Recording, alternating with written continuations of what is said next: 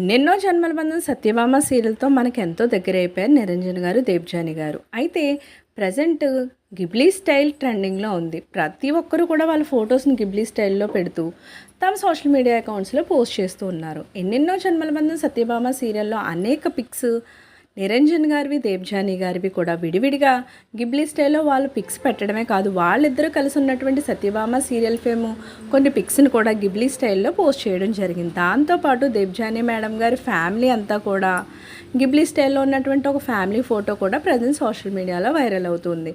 వీళ్ళిద్దరూ కూడా వరంగల్ వెళ్ళినప్పుడు సత్యభామ సీరియల్ నిమిత్తం వెళ్ళారు ఒక షోకి.